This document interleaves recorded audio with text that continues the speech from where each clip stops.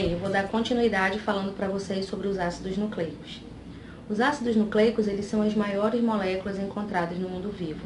Eles são responsáveis pelo controle dos processos vitais básicos que acontecem em todos os seres. E por esse motivo, eles são considerados as moléculas mestras da vida.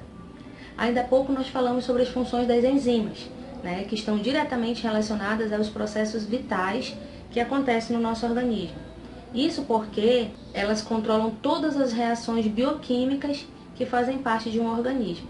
Pois bem, só que as enzimas elas só são produzidas com a supervisão de um ácido nucleico, ou seja, eles estão diretamente relacionados com a síntese das enzimas. Os ácidos nucleicos eles são substâncias ácidas que foram encontradas pela primeira vez no núcleo. Isso aconteceu no século XIX, quando um bioquímico suíço encontrou no núcleo de leucócitos de espermatozoides uma substância ácida associada a proteínas. Como achava-se na época que essa substância era exclusiva do núcleo, deu-se o nome então de ácidos nucleicos. Hoje nós sabemos que não é bem assim.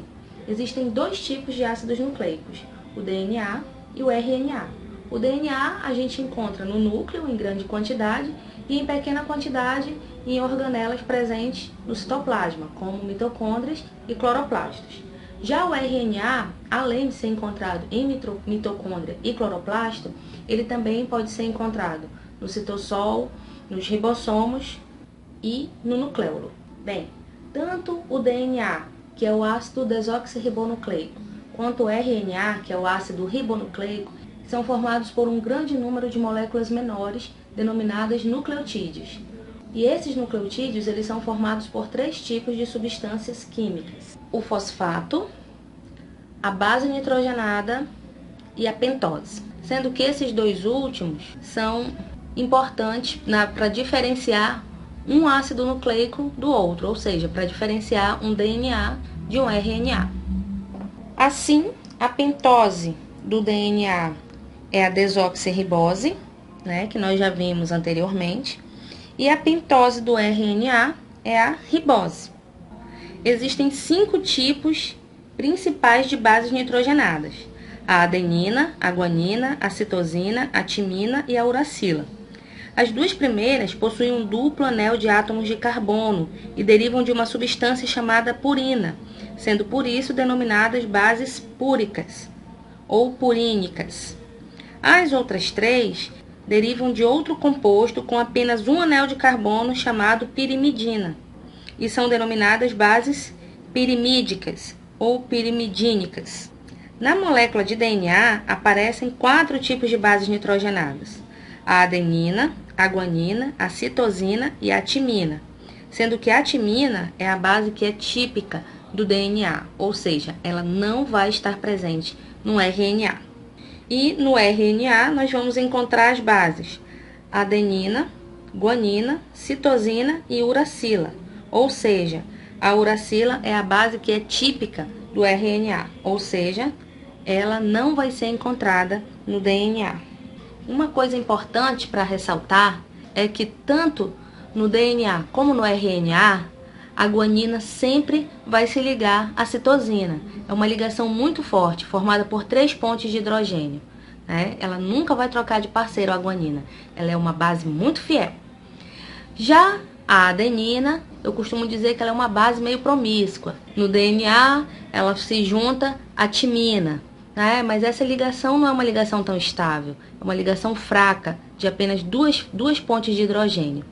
E no RNA, a adenina troca a timina pela uracila, também é uma ligação fraca formada por 2 pontes de hidrogênio. Nos ácidos nucleicos, os nucleotídeos, eles estão sempre unidos entre si, formando longos filamentos que são denominados de polinucleotídeos. E a ligação entre eles vai acontecer sempre entre o fosfato de uma unidade e a pentose da unidade vizinha. Desse modo, a longa cadeia apresenta uma sequência de pentoses e fosfatos alternados, com as bases nitrogenadas ligadas às pentoses. Aí você pode estar se perguntando: Kate, só são essas 2 maneiras que eu vou diferenciar um ácido nucleico do outro, um DNA de um RNA? Apenas pela pentose? É apenas pelo tipo de pentose e pela base nitrogenada? Claro que não. Eu vou mostrar agora para vocês as outras diferenças que existem entre um DNA e um RNA. Eu não vou me aprofundar, tá? Eu vou falar mais detalhadamente desses dois ácidos nucleicos mais na frente, quando eu fizer um vídeo sobre o núcleo da célula, tá bom? Hoje vai ser uma aula mais superficial, falando as principais diferenças desses dois tipos de ácidos nucleicos. Vamos lá? O modelo da molécula de DNA foi elaborado pelos cientistas Watson e Crick e ficou conhecida como o modelo da dupla hélice. E segundo esse modelo, a molécula de DNA ela possui duas cadeias ou fitas de polinucleotídeos ligadas uma à outra pelas bases nitrogenadas. Elas estão torcidas, formando uma hélice dupla e emparelhadas em sentidos opostos. Se em uma extremidade de uma fita há uma pentose, na fita oposta há um fosfato. A ligação entre as bases das duas fitas é feita por pontes de hidrogênio. E observando o modelo da molécula de DNA, notamos que a base timina se liga à adenina por duas pontes de hidrogênio. E a base citosina se liga à guanina por três pontes de hidrogênio. E como decorrência desse emparelhamento específico, a sequência de bases de uma fita determina a sequência de bases da outra fita. Portanto, se uma fita tiver a seguinte sequência: AATCC, ATGT, a outra sequência vai ser TTAGG, TACA. Assim, as duas fitas não são iguais, elas são simplesmente complementares. Vale ressaltar também que na molécula de DNA, como as fitas são complementares, a mesma quantidade que eu tiver de adeninas, eu vou ter de timinas. Assim como a mesma quantidade que eu vou ter de guaninas, eu vou ter de citosina. Por exemplo, se numa fita de DNA eu tiver 30% de adeninas, dá para eu saber a quantidade, a porcentagem das outras bases? Dá sim. Se a adenina sempre vai se ligar com a timina, elas têm que estar nas mesmas proporções. Então, se eu tenho 30% de adeninas, eu vou ter que ter também 30% de timinas. 30 com 30, 60. Num total de 100%, vai faltar o quê? 40%. Esses 40% eu tenho que dividir entre as duas bases que estão faltando, a guanina e a citosina. Então, eu teria, nesse meu exemplo fictício, 20% de citosinas e 20% de guaninas, beleza? Uma das mais importantes características do DNA é a sua capacidade de autoduplicação ou replicação, de forma a originar cópias exatas de si mesmo.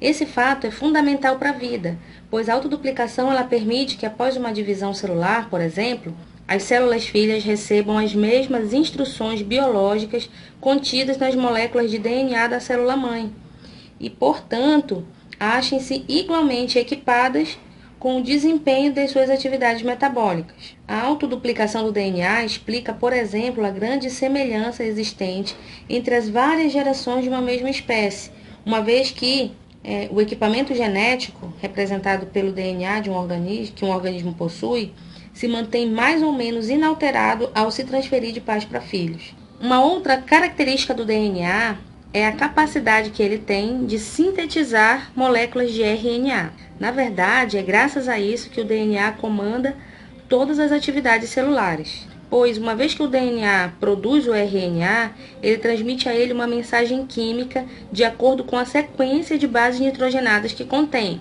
O RNA, então, recebe a mensagem e, de acordo com ela, comanda a síntese de uma determinada proteína na célula. Muitas dessas proteínas vão ter papel enzimático, ou seja, vão controlar as reações bioquímicas necessárias às funções vitais do organismo.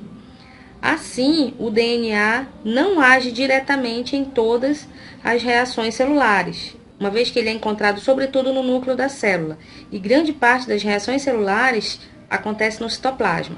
Logo, mediante a produção do RNA, o DNA transmite as informações para a produção de enzimas e assim ter o controle indireto de todas as reações celulares. Assim, o próprio DNA produz o RNA e está indiretamente relacionado com a síntese de proteínas.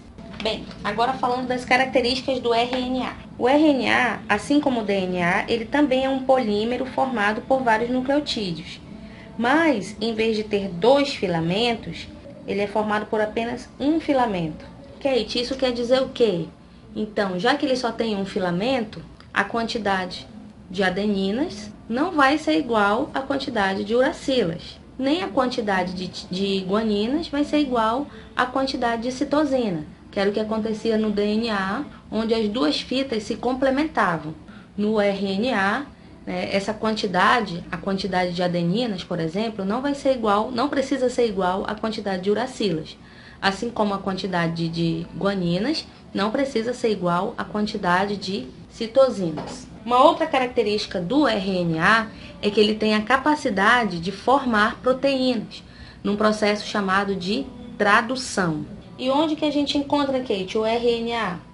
No nucleolo, nos ribossomos, no citossol, nas mitocôndrias e nos cloroplastos. Outra coisa importante a respeito do RNA é que existem 3 tipos de RNA. O RNA mensageiro ou moldador, ele é produzido diretamente a partir do DNA durante o processo de transcrição. Ele é responsável por levar o código genético do DNA do núcleo para o citoplasma, onde, seguindo esse código, ele determina a sequência de aminoácidos da proteína. Ele também é formado por trios de bases chamados de códons. O RNA transportador, ele também é produzido no núcleo da célula, a partir do DNA, e ele migra para o citoplasma, onde ele captura todos os aminoácidos que ele encontra pelo caminho e transporta-os até o local da síntese de proteínas, que no caso são os ribossomos. Ele é dotado de uma região específica para cada aminoácido. Ele também é dotado por uma região específica formado por um trio de bases nitrogenadas denominada anticódon, que vai se ligar aos códons do RNA mensageiro durante a síntese de proteínas. O último tipo de RNA é o RNA ribossômico. Esse RNA ele é o que possui a cadeia mais longa. Ele se origina do DNA em regiões especiais do cromossomo relacionadas com o nucleolo. Migrando até o citoplasma, o RNA ele se associa a proteínas, formando os ribossomos, ou seja, ele tem uma função estrutural. Resumindo, os ácidos nucleicos eles possuem 2 funções principais dentro do nosso corpo. Primeiro, eles são responsáveis pelo controle dos processos vitais que acontecem dentro do organismo. Segundo, eles comandam a síntese de enzimas. O estudo dos ácidos nucleicos também é de extrema importância para identificar alterações genéticas que são responsáveis por várias doenças que acometem os seres humanos, por exemplo. Eles são também importantes para analisar o grau de parentesco que existe entre as espécies. Eles são também muito utilizados hoje para fazer a transferência de genes de uma espécie para outra, para formar os famosos transgênicos. Também têm sido usados mais recentemente para identificar criminosos ou inocentar suspeitos, além de terem uma vasta utilização dentro da engenharia genética e também da biotecnologia. O que eu tinha para falar dos ácidos nucleicos para vocês era isso, né? Eu não vou me prender agora, nesse momento, para falar dos processos de replicação, transcrição e tradução. Esses 3 processos a gente vê mais tarde na aula sobre núcleo celular, beleza?